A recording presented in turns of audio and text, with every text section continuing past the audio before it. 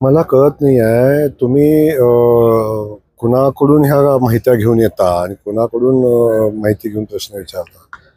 लाडकी बहीण योजना ही सरकारची योजना, आदरणीय देवेंद्र फडणवीस साहेबांची सरकारची योजना आहे।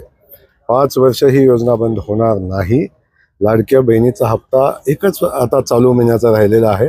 26 तारखेच्या आत लाडक्या बहिणीचा हप्ता पोचेल आणि लाडक्या बहिणीची चिंता लाडक्या बहिणींचं सरकार करेल, काळजी करू नका। असा प्रस्ताव अजून समोर आलेला नाही। काही कल्पना काही लोकांच्या होत्या या संदर्भात। काही लोक काम करतात, काही तर दुष्काळी पट्ट्यात काम करणारी जी लोक आहेत।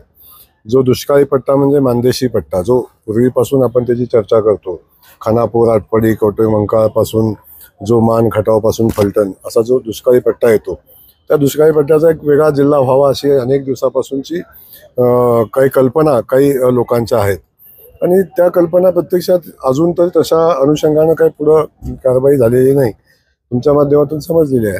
झालं तर स्वागत कराल का? झालं तर बिलकुल स्वागत करू, पण हे करत असताना शेवटी फक्त दुष्काळी भाग एकत्र करून जिल्हा विकसित जिल्हा तयार होईल असं समजायचं काही कारण नाही।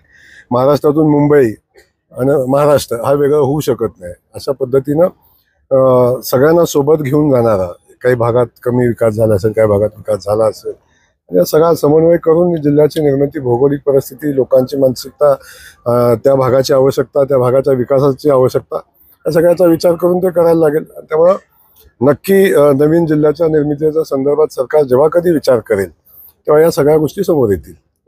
पालकमंत्री पदाच्या काय कधीपर्यंत चित्र? तुमची सगळी सूत्र संपलेली आहेत, तुमच्या सत्रांचे अंदाज संपलेले आहेत।